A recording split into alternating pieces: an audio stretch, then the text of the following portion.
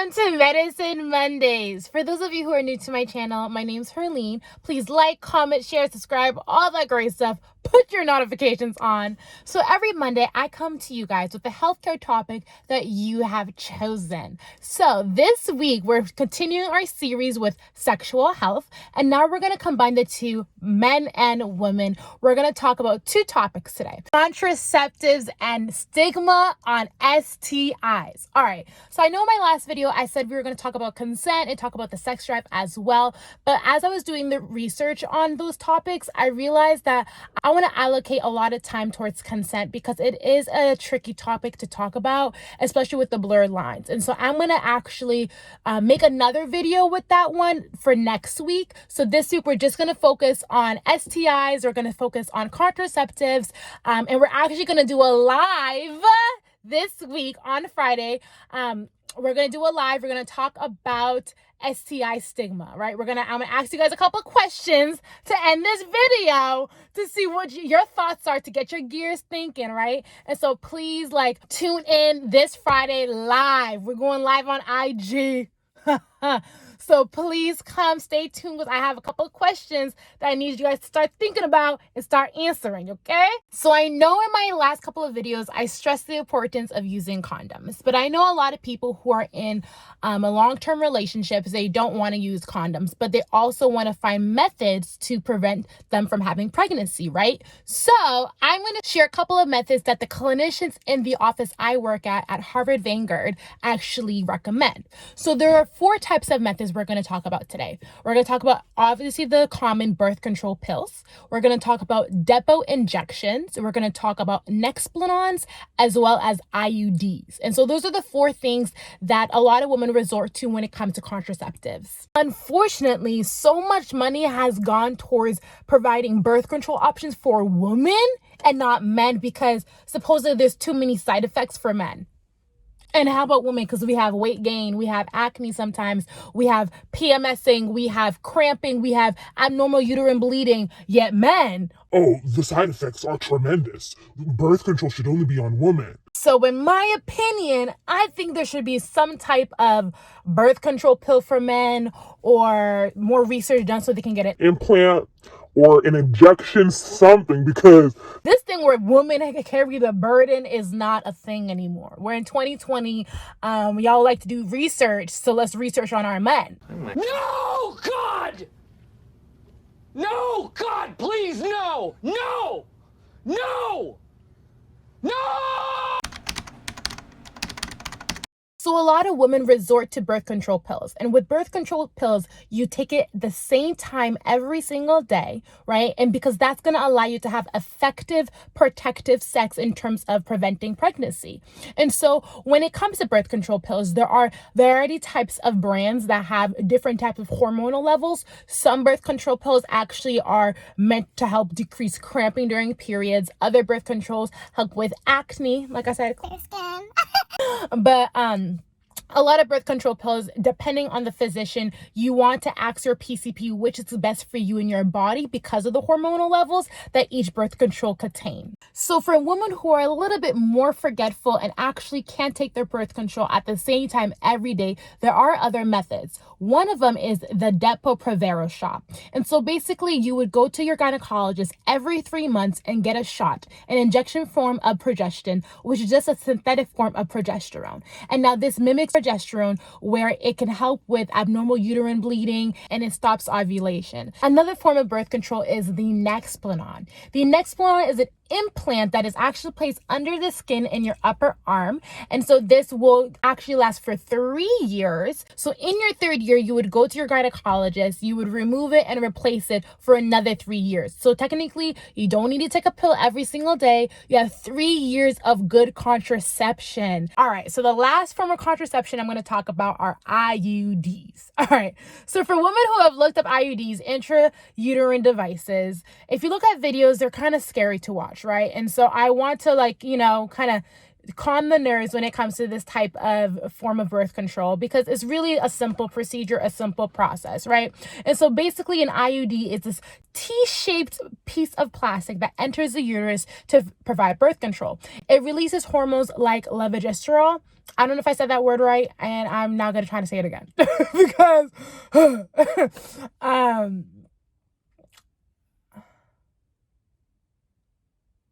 so basically, there are 4 types of IUDs I'm going to talk about today. We have Mirena, Chlamydia, Skyla, and the Paragard. So the first 3 actually releases that hormone that I refuse to say. And the last one actually is hormone free. And the only ingredient it uses is copper, which kills sperm. So the Paragard is the last one I mentioned, and it actually lasts for 10 years. It is good for 10 years for contraception. The first 3, Mirena, Chlamydia, Skyla, uses that hormone. Mirena could last up to 5 to 7 years. Chlamydia could last up to 5 years, and Skyla could last up to 3 years. Out of the 3, the Mirena releases the most hormones, then the Chlamydia, then the Skyla. The Mirena is the largest, then the Chlamydia, then the Skyla. There's a trend here. So a lot of women who haven't experienced childbirth would actually go and get the Chlamydia or the Skyla because they are smaller IUDs. Now with these IUDs, you might experience 3 to 6 months of bleeding, right? And so of irregular bleeding because your body is trying to adjust to this new type of device that you have entered into your body. After a year, you'll probably go back to your regular periods, or a lot of times women don't even have their periods at all. For women who have a Mirena, 1 in 5 women actually stop having their periods. For women who have a Chlamydia, 1 in 8 women. And then for women who have a Skyla, 1 in 17 women stop having their periods. Now, for those who have a Paragard, because there isn't a hormonal level component to it, you will still have your periods. And actually, sometimes it may be heavier periods. But with these IUDs, they're supposed to help with cramping. They're great forms of contraception. Only 1 out of every 100 people who have an IUD could potentially get pregnant. Those are the statistics, right? And so it's 99% effective, but that 1% chance could be you. I'm joking. Right. So basically, the contraceptives I mentioned help prevent pregnancies, but not STIs. Condoms are still the best way to help prevent STIs. All right. So now that we're talking about STIs, let's talk about it. Let's talk, because this topic is can be a little bit tricky. Unfortunately, when it comes to STIs, there is a negative stigma, right? When it comes to chlamydia, gonorrhea, syphilis, genital herpes, HIV, there are a lot of people who don't feel comfortable talking about it if they have experienced any of these type of STIs, STDs, because they're worried about the judgment that comes along with it. And so I just wanted to talk about the different types of STIs, STDs that both men and women could have, and the serious complications that could occur when we don't talk, when we don't have dialogue, when we don't tell our partner, yes, I did have X, Y, and Z, or when we don't tell our partner, I still currently have this, but don't worry, you won't be able to, I won't be able to transmit it to you. So these are conversations I think are important to have. So let's get into it.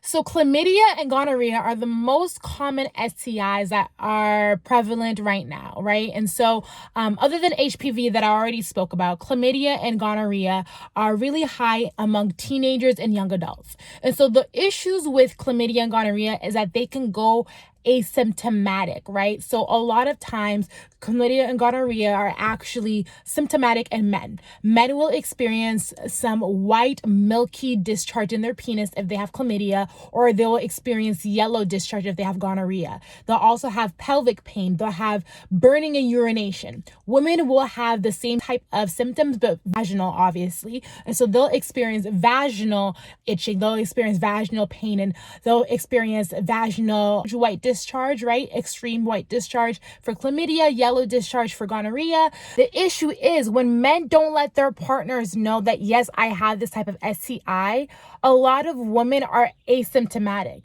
And if chlamydia and gonorrhea is gone untreated, this could actually be detrimental to the woman for her reproductive organs. And so there's a thing called PID, pelvic inflammatory disease, that a woman could have if their chlamydia or gonorrhea isn't treated, right? And so if it's not treated, a woman could actually become infertile from the pelvic inflammatory disease that they now have because they went without treating their chlamydia or gonorrhea. Women could also experience ectopic pregnancies, right? If they go a long time without treating their chlamydia or gonorrhea. An ectopic pregnancy is basically a pregnancy that happens outside of the uterus. And so when it comes to chlamydia and gonorrhea, they are treatable, but now the CDC has said that certain strains of gonorrhea have become resistant to the antibiotics that is used to treat this type of STI. And so it's super important that when you do get treated, you abstain from having sex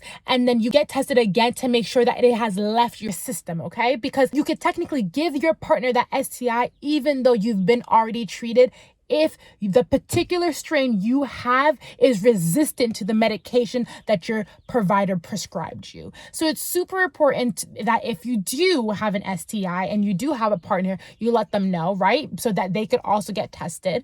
But that you restrain from having sex after being treated to make sure that it has left your system. So with both chlamydia and gonorrhea, it can be transmitted through vaginal fluids, through semen, through blood, through bodily fluids, right? And so it could be in the cervix, it could be in your rectum, it could be in your throat, it could be in the vaginal canal, it could be on your penis. And so any form of sexual activity will cause you to be able to transmit this type of infection if you aren't treated, right? For example, when it comes to herpes, right, you can have herpes in the genital area or you can have herpes on your lips. And so if you're just French kissing with someone who currently has herpes and they have a flare-up, You could also have herpes.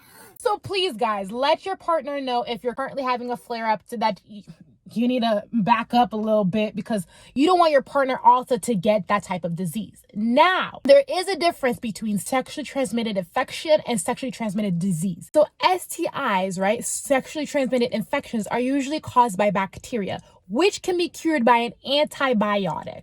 But STDs, sexually transmitted disease, are actually caused by a virus, right? So we have herpes simplex virus, which is genital herpes, and HIV, which is human immunodeficiency virus, are all caused by a virus that actually can't be cured, right? So your provider can only give you medication that will treat the symptoms at hand. So when it comes to herpes, actually, you have that virus in your body for the rest of your life, right? And it's in a dormant stage where the virus is not active, but an individual could have flare-ups throughout their life where it does become active. You take medication, the symptoms reside, and the virus goes back into its dormant stage. Like always, go to your PCP if you feel like you have any of these symptoms, if you feel like you might have been exposed to a sexually transmitted infection, disease, whatever it may be. It's super important to make sure that you are sexually healthy, talking about it as well with your partner, with your friends, if you feel like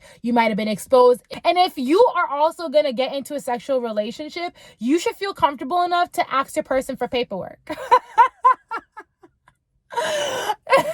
Like you should be like, all right, let's go together and get tested, right? Because I think it's important. It's your body. You want to make sure you're healthy at all times. And so this is a question I want to ask for you guys. Would you date someone who had an STI in the past, right? And this could be an STI that was cured, so it's out of their system, or an STI/STD that is currently like present in their body in a dormant stage. So technically it can't transmit to you unless they have a flare-up. So these are questions because a lot of times people who have, for example, genital herpes, man or woman, they won't let their partner know because of the stigma behind the negativity. Like no one wants to get a sexually transmitted disease. No one asks for it. It just happens, right? So are you going to ridicule your partner?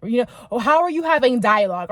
And for the person who has it, are you letting your partner know? Are you keeping it in secret? Like, Let's talk. Let's chat. All right. So Friday, 7 p.m. on my live. Let's talk about the stigma. Let's talk about, will you give someone a chance? When in the time of talking, do you let them know, listen, like before we get serious, like this is what my past looks like. You feel me? Like I want to hear you guys' opinions. Let's hear it. Let's talk. Let's chat. No judgment, right? I'll see you guys on Friday at 7 p.m.